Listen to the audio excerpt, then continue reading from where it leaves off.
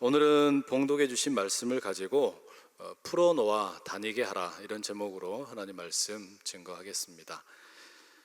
삼국지의 이야기로 시작을 하고 싶은데요, 우리 중국의 고대 아주 유명한 의사들 중에 이 화타라는 인물이 있습니다. 2세기에서 3세기에 활동을 했던 이 화타라는 의사는 당시로서는 아주 획기적인 마비산이라는 이 마취제를 사용을 해서 외과 수술을 했던 그런 인물로 유명합니다. 이 화타의 활약상이 중국의 고대 문헌에 이곳저곳에 등장하는데 이 삼국지에 아주 재미있는 그런 장면이 나옵니다. 유비 장비와 함께 도원 결의를 맺은 이 관우에 대한 이야기이죠. 이 관우가 한 번은 군대를 이끌고 호북성이라는 곳을 공격을 하다가 팔에 독화살을 맞고 낙마를 하게 되었습니다.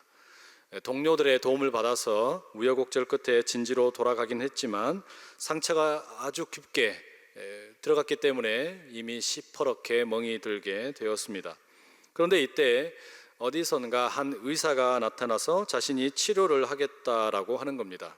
바로 그 천하의 명의인 화타였습니다.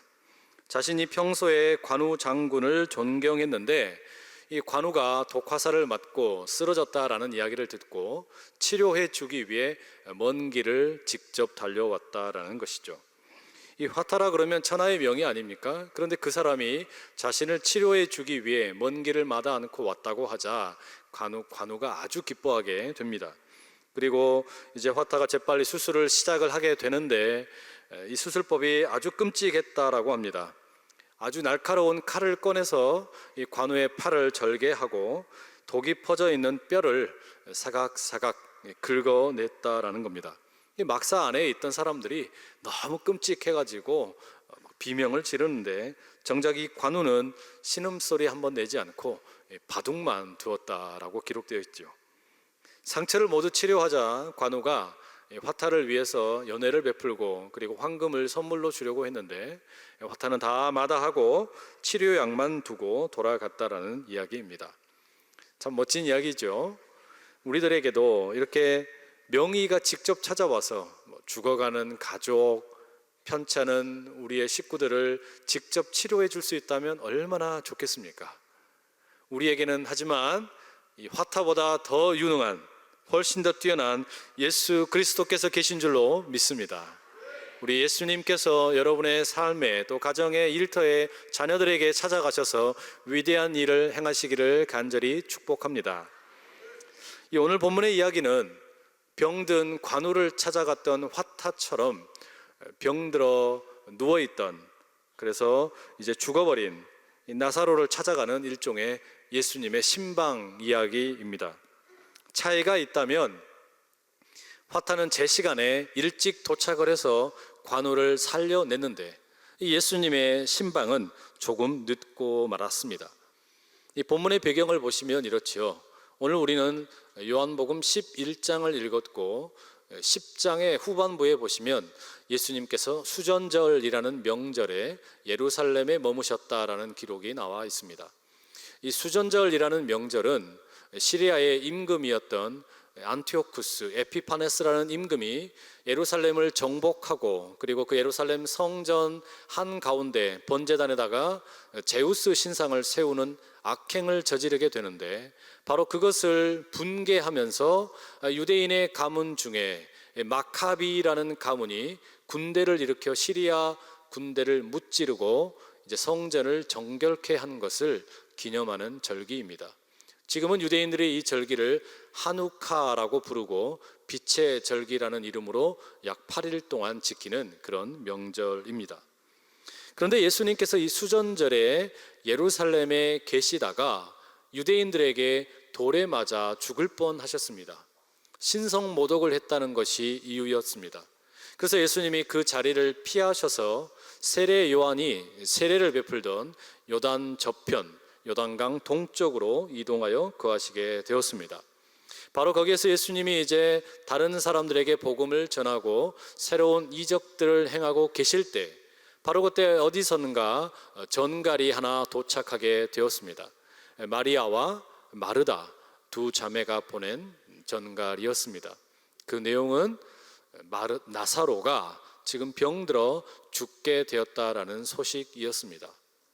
이 마리아와 마르다는 이 전가를 보냈을 때 그냥 단순히 이런 소식을 알리려고 했겠습니까?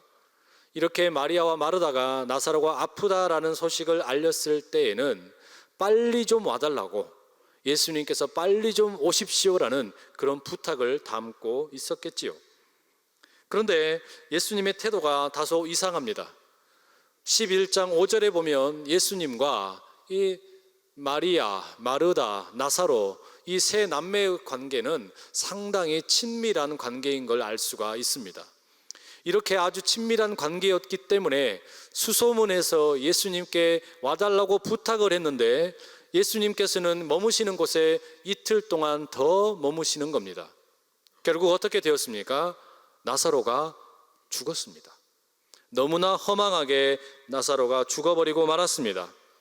이 예수님께서 나사로가 살던 베다니 마을에 도착했을 때는 이미 나사로 죽은 지 4일이나 지나버린 뒤였습니다.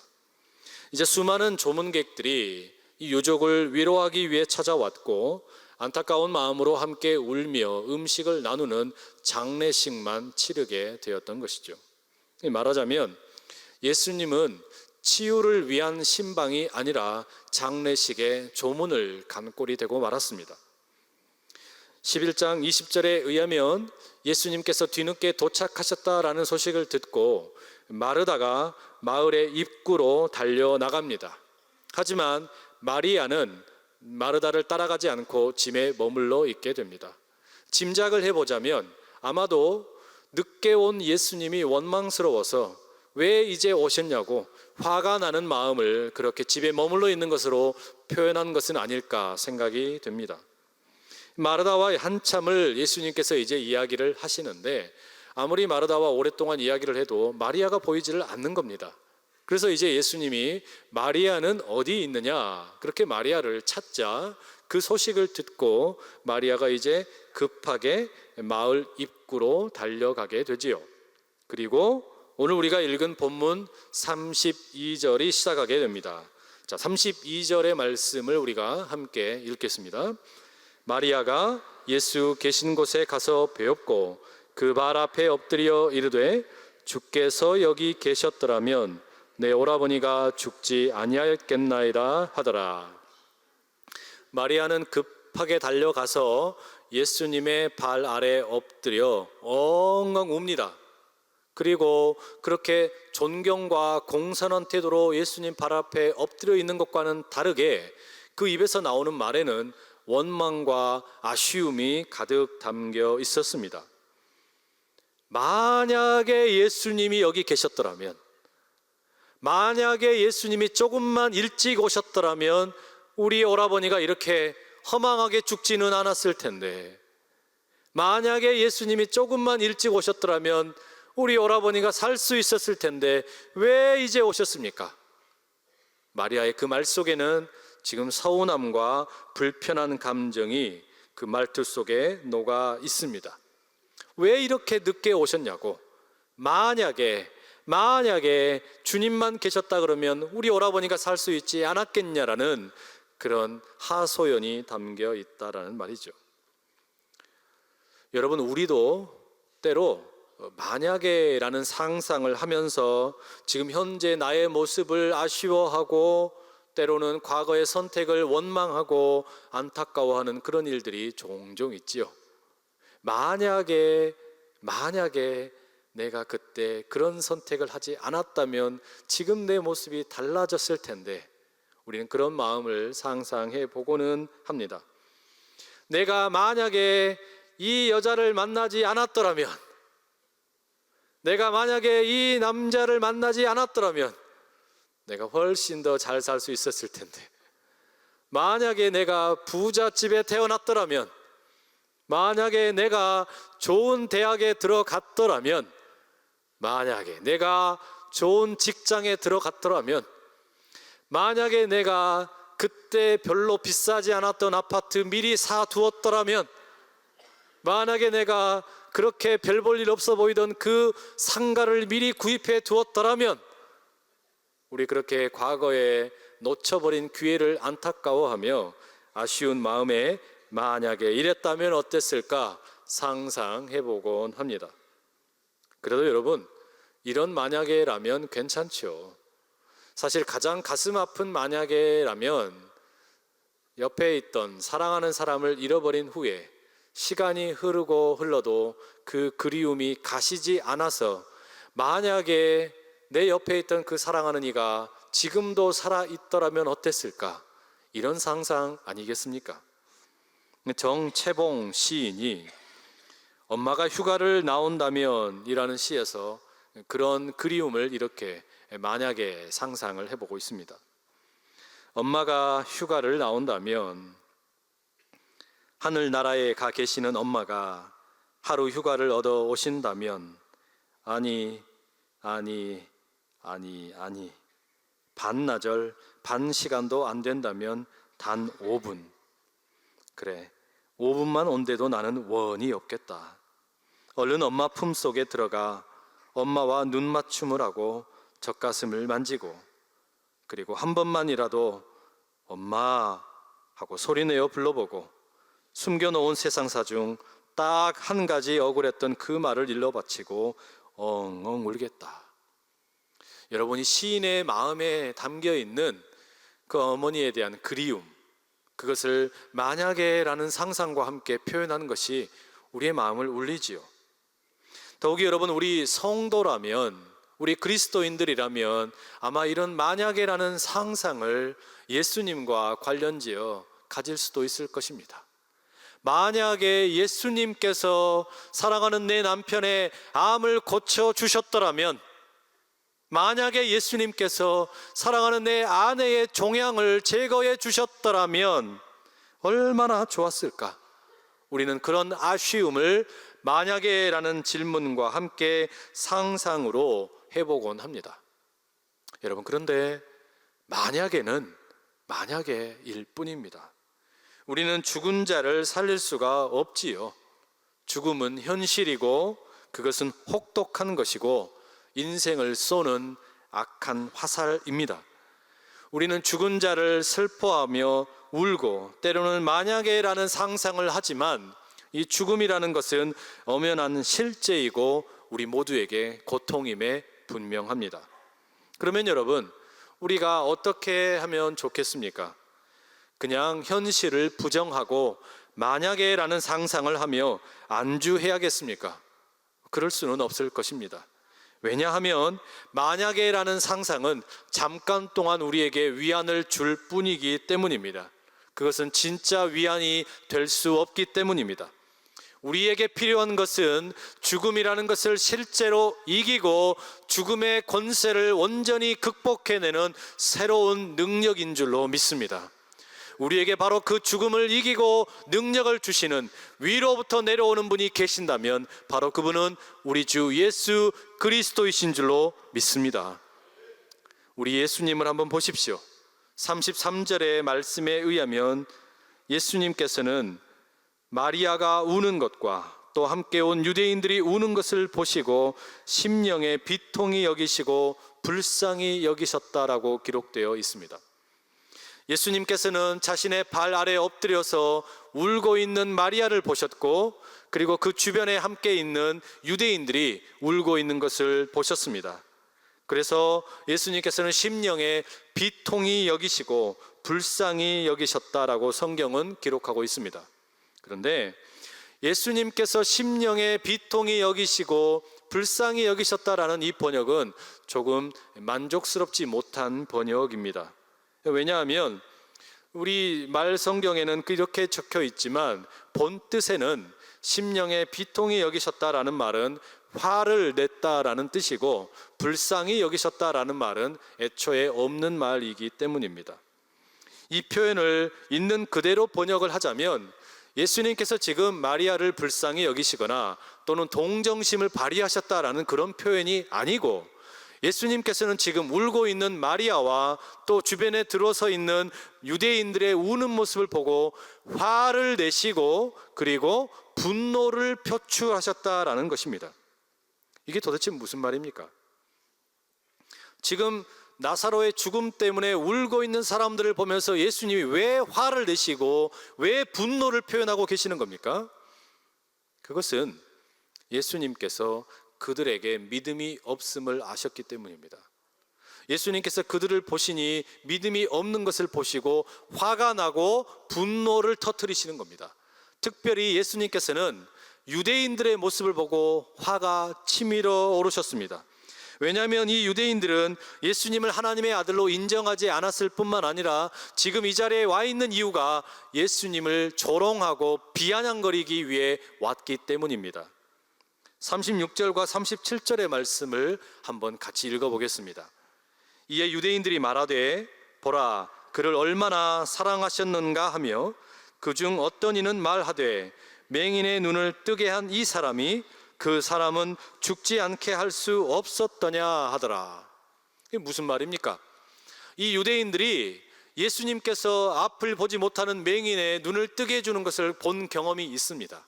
그런데 이번에 나사로의 경우에는 예수님이 고치지 못하는 것을 보니까 또 늦게 도착한 것을 보니까 지레 짐작하기를 아마도 자신이 고칠 자신이 없으니까 억지로 늦게 왔나 보다, 억지로 늦게 와서 늦어서 고치지 못했다고 핑계대고 있나 보다, 이런 식으로 지금 예수님을 비아냥거리고 조롱하고 있다라는 것이죠. 예수님은 그들의 그 속마음을 읽으셨습니다. 그래서 심령의 비통이 여기시고 화가 나고 분노가 나신 거예요. 그래서 이들의 이 태도를 보면서 38절에 보시면 다시 속으로 비통이 여기셨다라고 성경이 적고 있습니다. 이들의 그 속마음을 보니까 예수님이 화가 치밀어 오르시는 거예요. 예수님은 자신의 발 아래에서 울고 있는 마리아, 그리고 그 마리아 주변에서 함께 울고 있는 이 유대인들을 보시고 그들에게 이렇게 질문을 34절에 하십니다. 그를 어디에 두었느냐? 여기에서 말하는 그는 당연히 죽은 나사로를 말하는 것이겠죠. 이 나사로를 어디에 두었느냐? 그런데 예수님의 이 물음을 받고 있는 대상이 누구일까요? 예수님의 이 물음을 듣는 사람은 마리아만이 아닙니다. 마리아야, 너는 나사로를 어디에 두었느냐? 이 물음이 아니고 여기에 사용되어 있는 표현은 2인칭 복수로 표현이 되어 있습니다. 그러니까 우리말로 이 말을 좀 더 자세하게 번역을 한다면 너희들, 마리아와 유대인 너희들은 이 죽은 자 나사로를 어디에 두었느냐, 이렇게 번역을 하는 게 더 맞다는 말이죠. 그러니까 너희들은 나사로를 어디에 두었느냐, 예수님은 질문을 하십니다. 여러분, 이게 무슨 의미를 갖고 있을까요? 이것은 지금 이제 이 나사로의 죽음이라는 것이 마리아와 마르다 자매의 가족만의 문제가 아니라는 말입니다. 이 죽음이 단순히 사소한 어떤 가정의 죽음이 아니고 이제는 훨씬 더 커다란 공공의 일이 되어버렸다라는 말입니다. 이 나사로의 죽음은 가정의 문제를 뛰어넘어서 지금 이제 모든 사람들이 주목하는 일이 되어버렸습니다. 정말로 예수님은 죽은 사람을 회복시킬 능력이 없어서 회피한 것인가? 이 질문에 대해서 답변을 해야 되는 그런 상황이 되어버렸다라는 말입니다. 여러분, 이것은 우리들에게도 마찬가지입니다. 우리를 가리켜 세상은 그리스도인, 때로는 성도라고 말합니다. 우리도 그런데 때때로 지금 죽어버린 나사로처럼 마치 살아있지만 죽은 것과 별반 다를 것이 없는 그런 문제들이 참 많은 곳에 깔려 있습니다. 보십시오. 부부관계가 죽어버린 것과 다를 바 없는 사람들이 있습니다. 세월호에서 자녀를 잃어버리고 살아있지만 죽은 것과 다를 바 없이 살아가고 있는 부모들이 있습니다. 취업을 하기도 전에 학자금 대출에 눌려서 살아있지만 죽은 것과 다를 바 없는 청년들이 있습니다. 아무도 찾아오는 사람이 없어서 살아있지만 죽은 것이나 다름없이 방치된 노인들이 있습니다. 빚 독촉에 시달리느라 죽은 것과 다를 바 없이 살아가는 빚쟁이 인생들도 있습니다. 자유가 없어서 죽은 것이나 다름없이 신음하고 있는 북한의 지하교회의 성도들도 있습니다. 이런 문제가 우리 주변에는 너무 많이 깔려 있다라는 말이죠. 그런데 예수님께서 바로 이런 문제를 가지고 있는 우리들에게 찾아오실 때에는 이것은 단지 우리만의 문제가 아니라 이제 공적인 문제가 된다, 그 말입니다. 살아있으나 죽은 것과 같은 이런 문제들이 우리들에게 있을 때 주님이 찾아오셔서 이 문제를 만나게 되면 이건 단지 우리만의 문제가 아니라 예수님이 그리스도이신 것을 인정하지 않는 세대를 향해 우리 주님이 여전히 어제도 오늘도 앞으로도 계속해서 왕 되심을 증거하는 복된 통로가 될 줄로 믿습니다.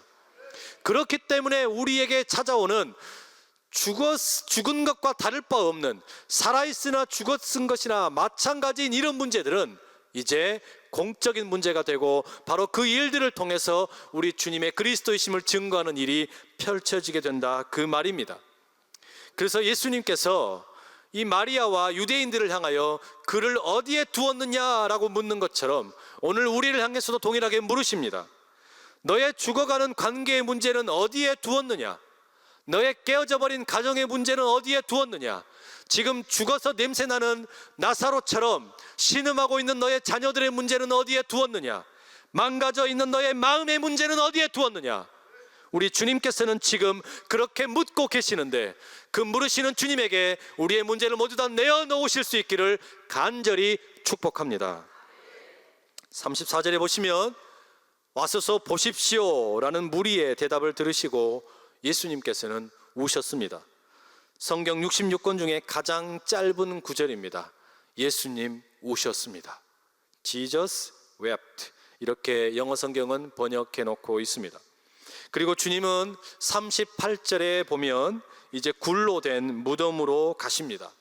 그런데 이 굴로 만들어져 있는 무덤이 돌에 의해서 막혀 있습니다.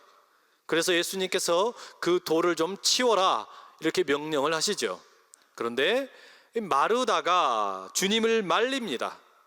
나사로가 죽은 지 이미 4일이 지나서 냄새가 난다라는 것입니다. 이 유대인들의 장례 풍습을 보게 되면 죽은 시체를 향수로 바르고 그 후에는 이제 헝겊으로 배로 감싸게 됩니다. 그런데 4일이나 지나버리게 되면 어떻습니까? 이 시체가 부패하면서 향수의 냄새가 막을 수 없는 지독한 냄새가 날 수밖에 없겠지요. 그런데도 불구하고 우리 주님 뭐라 그러십니까? 돌을 치워라, 그리고 말리는 마르다도 비켜라 말씀을 하시고 아랑곳 없이 그 무덤 옆에 서서 기도를 하시는 겁니다. 여러분, 우리 주님께서 작정하시면 누구도 막을 수 없습니다.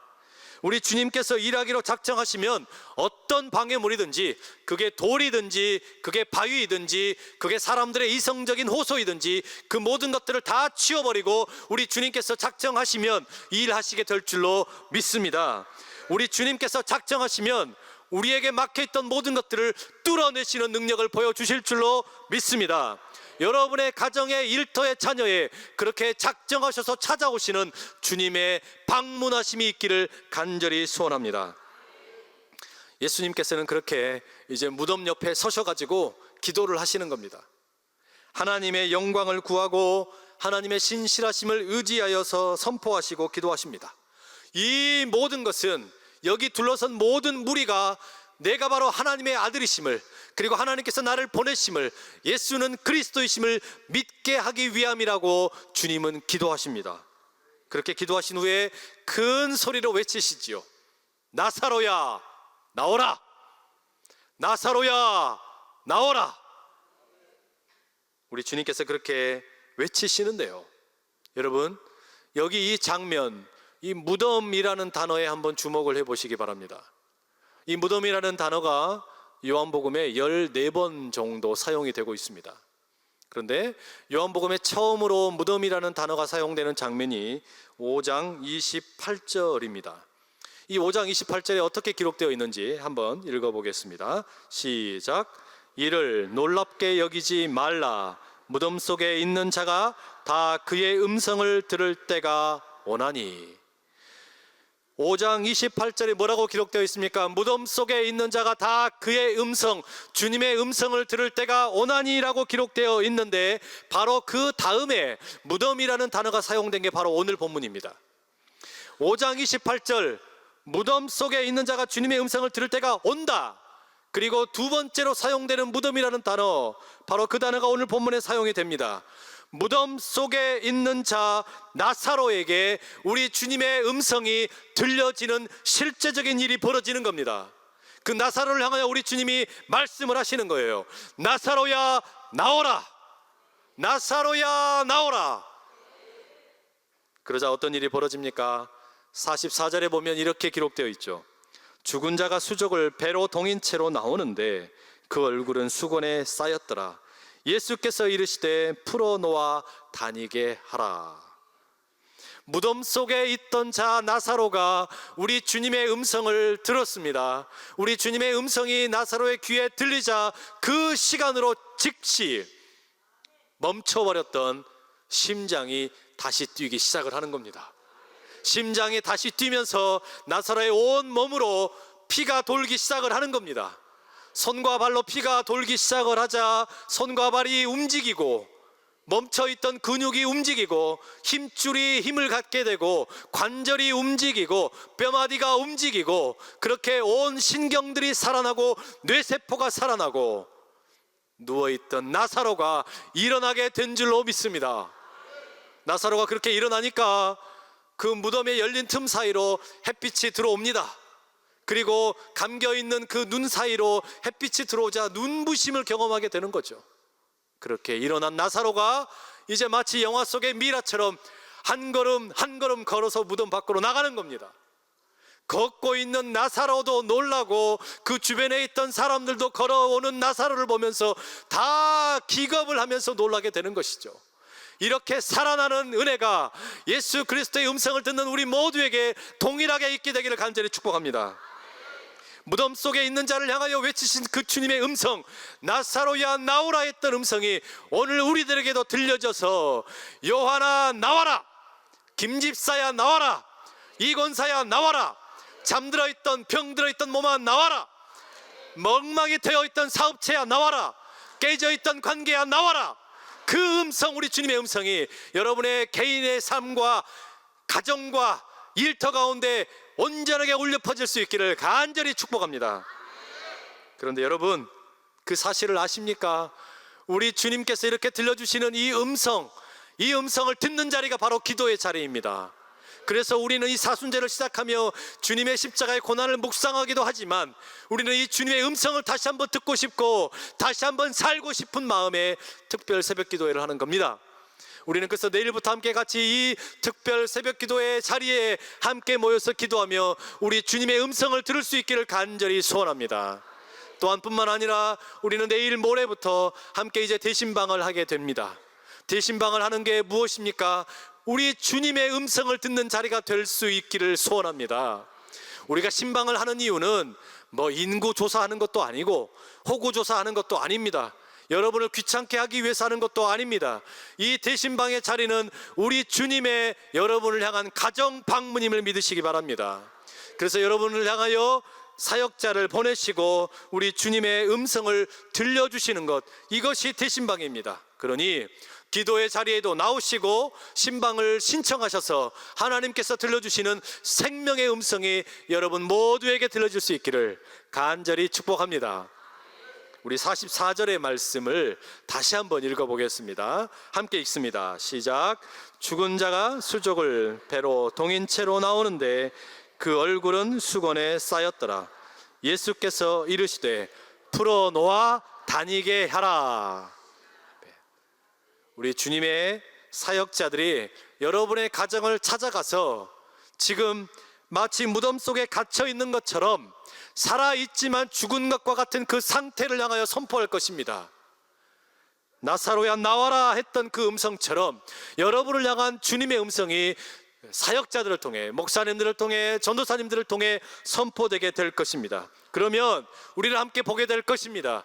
죽어있던 나사로가 그 무덤을 박차고 나온 것처럼 우리의 살아있지만 죽어있는 것과 다를 바 없던 모습이 깨어져서 일어나는 것을 우리가 함께 보게 될 줄로 믿습니다. 그리고 우리 주님 뭐라고 말씀하십니까? 살아서 나온 나사로를 향하여 풀어놓아 다니게 하라라고 말씀을 하시는 거예요. 오늘 이 말씀이 2016년에 우리가 온 세대 대신방을 하는 주제 말씀입니다. 풀어놓아 다니게 하라, 이 말씀이 도대체 무슨 의미를 갖습니까? 우리 주님께서 죽었던 나사로를 살리셨습니다. 그건 주님이 하신 일이 분명합니다. 그런데 나와 있는데도 불구하고 여전히 헝겊으로 매여 있고 묶여 있는 사람들이 있다라는 겁니다. 우리 주님이 분명히 영혼을 살려주셨고 죽어있던 영혼을 살려주셨음에도 불구하고 헝겊에 매여있는 인생들이 너무 많기 때문에 우리가 기도의 자리에 함께 모여서 그 묶여있는 헝겊을 풀어야 될 줄로 믿습니다. 신방을 통해서 묶여있던 그런 헝겊들이 다 풀려지게 될 줄로 믿습니다.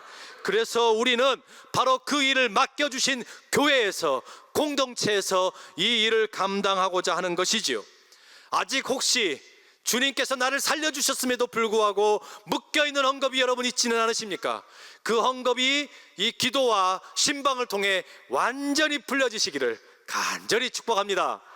그래서 여러분, 이 온 세대 신방을 우리가 함께 개혁을 하고 있는데, 영유아 유치부에서부터 할아버지 할머니까지 우리가 각 세대를 책임지고 있는 사역자들이 여러분의 가정에 찾아가고 여러분을 면담하고 만나게 될 것입니다.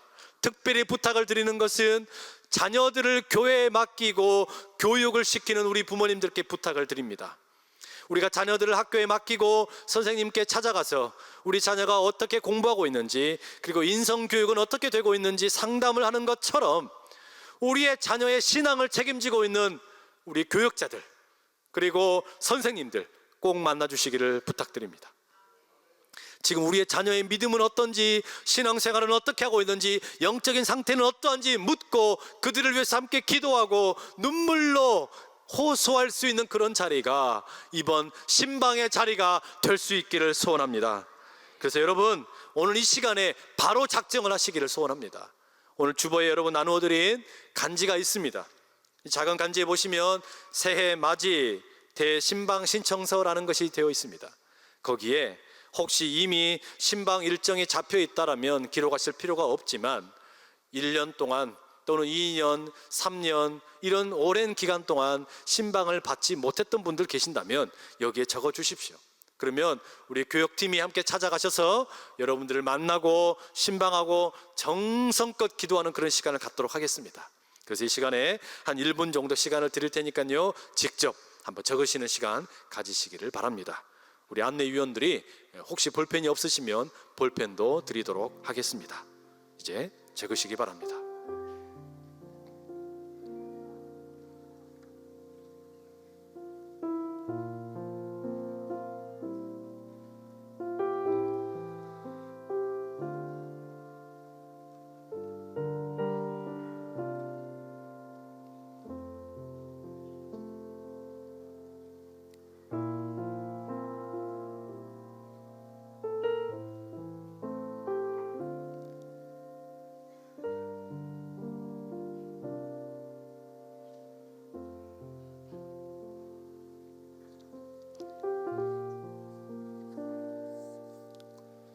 여러분 다 적으신 신청서는 접으셔서 봉헌하는 시간에 봉헌함에 같이 넣어주시면 되겠습니다. 여러분, 이 시간이 봉헌을 하기 전에 우리가 신방 신청서도 적었고 또 보시면 사순절 특별 새벽기도에 안내하는 내용들의 이 안내문도 나가 있는데요, 우리 시간 함께 같이 한번 기도하는 시간 가지도록 하십시다. 주여, 죽어있던 나사로를 깨우셨던 그 주님의 음성 내가 다시 한번 듣게 하여 주시옵소서. 혹시라도 아직 내게 묶여있는 헝겊이 있고 뱃조각이 있다면 이번 기도의 자리와 신방을 통하여 완전히 풀어지게 하여 주시옵소서. 우리 그 믿음을 가지고 주여 힘있게 세 번 외치고 다 함께 기도하며 나가겠습니다. 주여, 주여, 주여. 아버지 주님, 아버지 주님, 아버지 더우시고 붙잡아 주셔서 이 기도의 자리와 신방의 자리를 통하여 우리의 영혼이 주님의 그 부르심에 순종하여 우리의 모든 어려움을 벗어올려버리고 아버지 부흥하고 다시 소생하는 주님의 그 부르심에 응답받아 주님 앞에 나와 치료받고 회복되고 온전히 주의 것으로 인치심을 받는 그러한 가정이 되게 인도하여 주시고 그러한 일터가 되게 하여 주시고 우리의 교회가 되게 하여 주시옵소서. 아직까지 우리를 아버지 옮겨매고 있는 모든 죽음의 것들이 기도의 자리 신방의 은혜 가운데 다 벗어지게 하여 주시고 다시 소생하는 그러한 능력이 우리의 가정을 세워주시고 우리의 일터를 세워주시고 우리의 모든 것을 회복되게 기대합니다. 사랑하는 아버지 하나님, 나사로를 향하여 무덤 밖으로 나오라 말씀하셨던 것처럼 우리를 향하여 다시 한번 나오라 그 음성, 생명의 음성 듣게 하여 주시옵소서. 우리 안에 죽었던 것이 다시 한번 살아나는 시간이 있기를 원하오니 생명의 음성 듣게 하여 주시옵소서. 그래야 아버지 하나님 기도의 자리에 불이 떨어지게 하여 주시고 신방의 자리에 묶였던 것들이 풀려지게 하여 주시옵소서. 예수님의 이름으로 기도합니다. 아멘.